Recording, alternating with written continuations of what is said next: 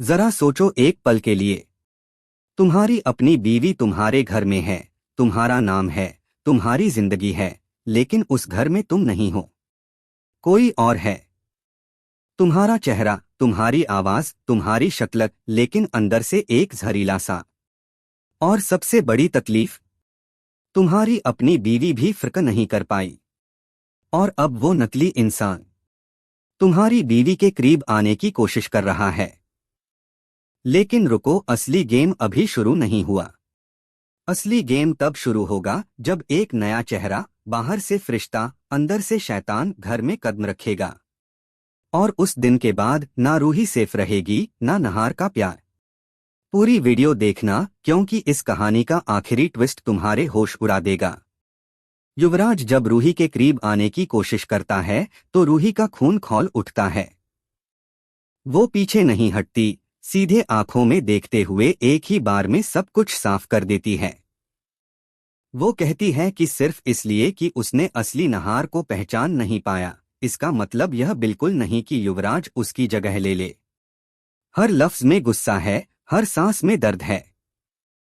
वो युवराज को उसकी औकात याद दिलाती है कि वो नकली था, नकली है, और हमेशा नकली ही रहेगा। लेकिन युवराज, वो शख्स जो एक झूठ की बुनियाद पर खड़ा है, वो शर्मिंदा नहीं होता, बल्कि एक बेहया मुस्कान के साथ जवाब देता है कि अगर वो नकली भी है तो उसमें कमी क्या है। वो रूही से कहता है कि उसे उससे प्यार हो गया है। जब भी वो उसके पास होती है, उसके दिल में अजीब सी हलचल मचने लगती है। फिर वो बेशर्मी की हद पार करते हुए खुद की तुलना नहार से करता है, कहता है कि वो भी उतना ही हैंडसम है, फ़र्क सिर्फ इतना है कि उसका नाम युवराज है। यह सुनकर रूही का गुस्सा सातवें आसमान पर पहुंच जाता है।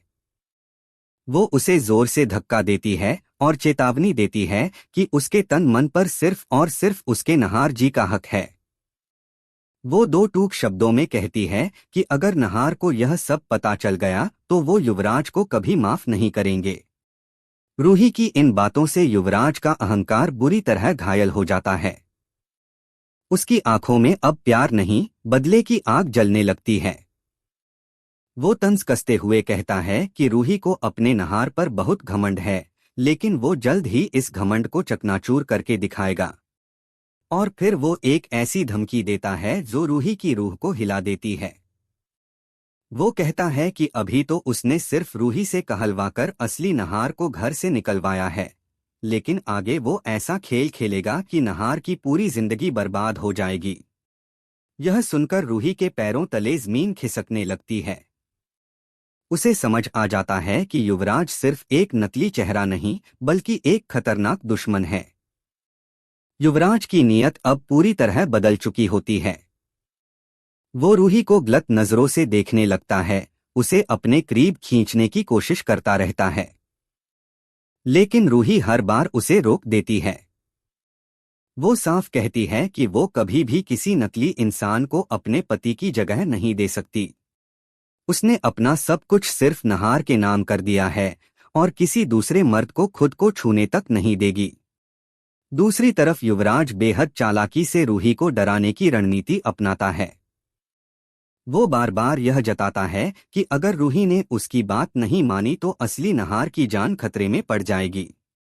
मजबूरी में रूही उसकी बातें सहन करती रहती है, लेकिन अंदर ही अंदर वो डर, गुस्से और बेबसी में टूट रही होती है। हर रात वो अकेले रोती है और हर सुबह एक नया मुखौटा लगाकर घर के सामने मजबूत बनने की कोशिश करती है। युवराज एक दिन और ज्यादा हद पार कर देता है।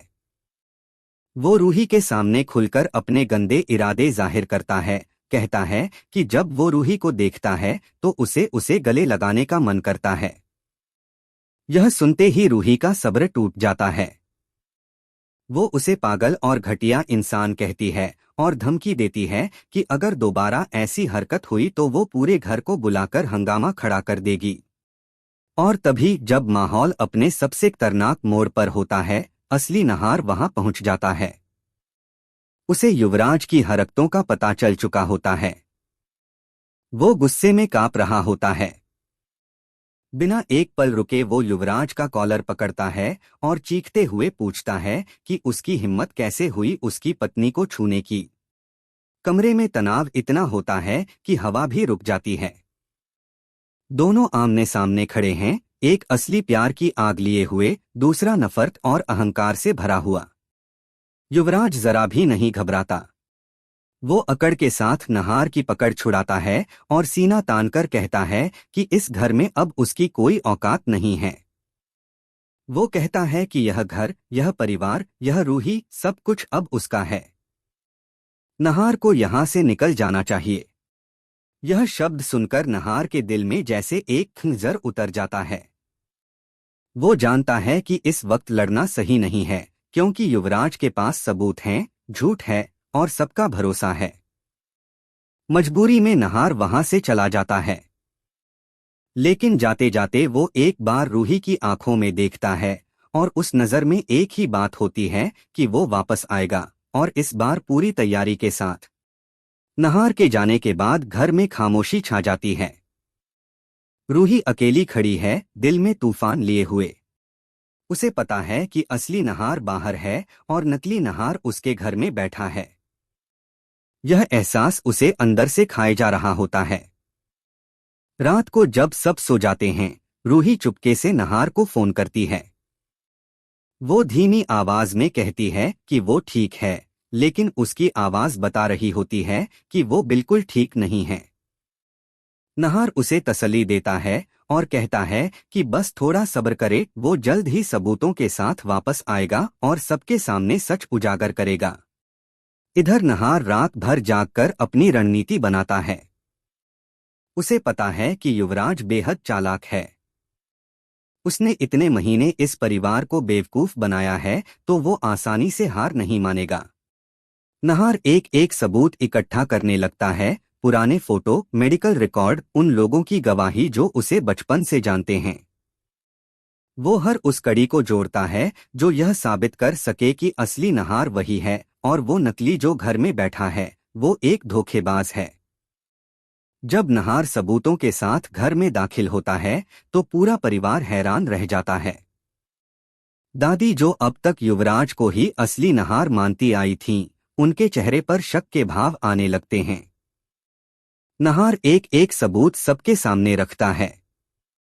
वो बताता है कि युवराज ने कैसे उसकी पहचान चुराई, कैसे उसने रूही को डराकर चुप कराया और कैसे उसने पूरे परिवार को अपनी उंगलियों पर नचाया। जैसे जैसे सच सामने आता है, युवराज का चेहरा पीला पड़ने लगता है। वो सफाई देने की कोशिश करता है, बहाने बनाता है, लेकिन अब कोई उसकी बात सुनने वाला नहीं होता। दादी की आंखों में आंसू आ जाते हैं। उन्हें अपनी गलती का एहसास होता है कि उन्होंने अपने ही बेटे को घर से निकाल दिया और एक अजनबी को सीने से लगाए रखा। वो नहार के सामने रोते हुए माफी मांगती हैं। पूरा परिवार स्तब्ध है। सबकी आंखें युवराज पर टिकी हैं, जो अब बचाव का कोई रास्ता नहीं देख पा रहा होता। और तभी नहार वो काम करता है जिसका इंतजार रूही को बहुत दिनों से था। वो सीधे युवराज के पास जाता है और एक जोरदार थप्पड़ उसके गाल पर जड़ देता है। कमरे में एक पल के लिए सन्नाटा छा जाता है। युवराज का अहंकार उस एक थप्पड़ में चकनाचूर हो जाता है। नहार उसकी आंखों में देखकर कहता है कि यह उन तमाम रातों का हिसाब है जो रूही ने डर में गुजारी। यह उन तमाम आंसुओं का बदला है जो उसकी बीवी ने तन्हाई में बहाए।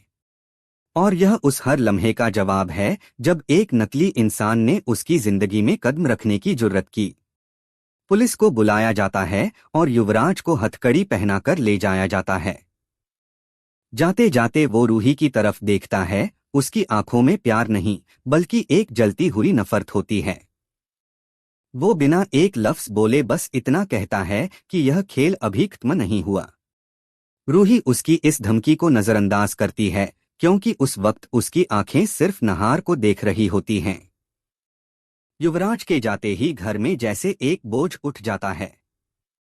रूही पहली बार चैन की सांस लेती है। नहार उसके पास आता है, उसका हाथ थाम लेता है और कहता है कि अब उसे किसी से डरने की जरूरत नहीं। वो हमेशा उसके साथ है। यह सुनकर रूही की आंखों से आंसू बह निकलते हैं। वो नहार से माफी मांगती है कि मजबूरी में उसे नकली नहार का साथ देना पड़ा। लेकिन नहार मुस्कुराते हुए उसे रोकता है और कहता है कि उसने जो भी किया वो सिर्फ अपने परिवार और अपने प्यार को बचाने के लिए किया था और इसमें माफी मांगने की कोई जरूरत नहीं। पूरा परिवार नहार और रूही को एक साथ देखकर खुश होता है। घर में पूजा रखी जाती है। दिए जलाए जाते हैं। लगता है जैसे जिंदगी फिर से पटरी पर आ गई है। लेकिन खुशी का यह माहौल ज्यादा देर नहीं टिकता, क्योंकि रूही को बार बार ऐसा महसूस होने लगता है जैसे कोई उन पर नजर रख रहा है। रात के अंधेरे में एक रहस्यमयी साया गोयंका हाउस के बाहर खड़ा होकर रूही को देखता रहता है।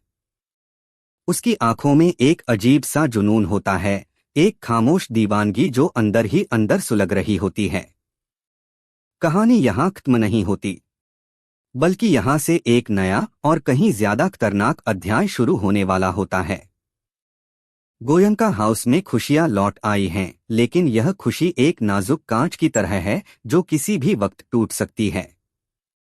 और वो वक्त बहुत जल्द आने वाला है, क्योंकि अंधेरे में जो साया खड़ा था वो अब घर के अंदर कदम रखने वाला है।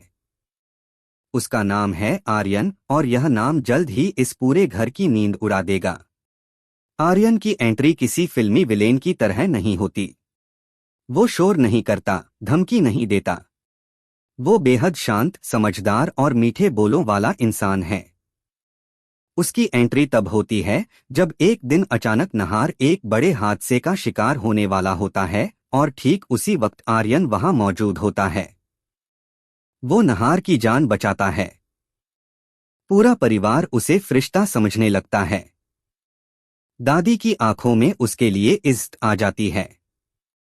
घर के बाकी लोग भी उसे दिल से अपना लेते हैं। लेकिन नहार, जिसने जिंदगी में धोखा झेला है, उसे शुरू से ही आर्यन के इरादों पर शक होने लगता है। उसे लगता है कि यह इंसान बहुत ज्यादा परफेक्ट है और जो इंसान इतना परफेक्ट दिखे उसके अंदर कुछ न कुछ जरूर छुपा होता है। आर्यन धीरे धीरे रूही के करीब आने लगता है। वो हर वक्त उसकी मदद करने का नाटक करता है। उसकी पसंद नापसंद का ख्याल रखता है। रूही जब भी किसी परेशानी में होती है, आर्यन वहां मौजूद होता है। धीरे धीरे परिवार के सामने वो खुद को रूही का सबसे बड़ा शुभचिंतक साबित करने लगता है।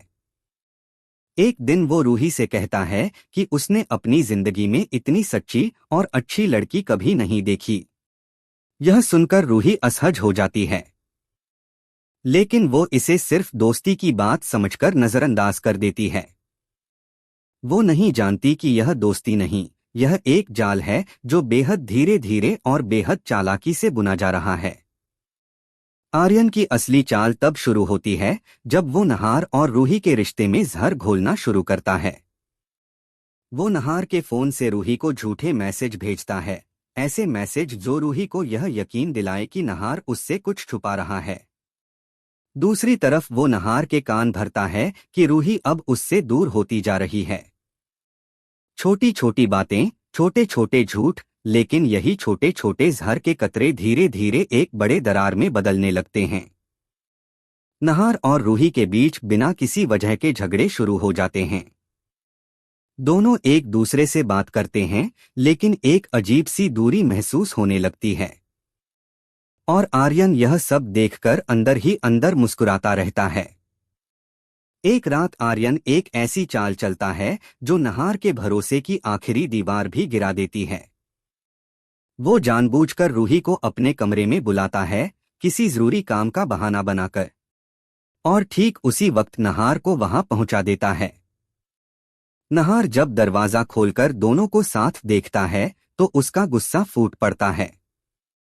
रूही बार बार समझाने की कोशिश करती है। वो कहती है कि वो वहां सिर्फ मदद के लिए गई थी, इसमें कुछ गलत नहीं था।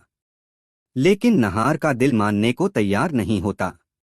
उसकी आंखों में शक की एक ऐसी परत चढ़ चुकी होती है जिसे हटाना आसान नहीं। आर्यन बाहर खड़ा होकर यह सब देखता है। उसके चेहरे पर एक ठंडी मुस्कान होती है। उसका प्लान काम कर रहा होता है। इधर जेल में बैठा युवराज भी चुप नहीं बैठा होता। वो आर्यन के लगातार संपर्क में रहता है।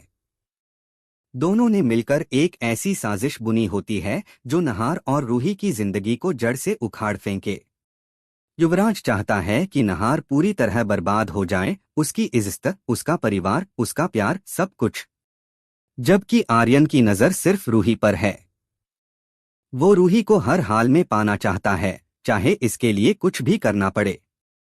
दोनों की यह खतरनाक साझेदारी एक ऐसा तूफान बनने वाली है जो गोयनका हाउस की हर खुशी को बहा ले जाएगा।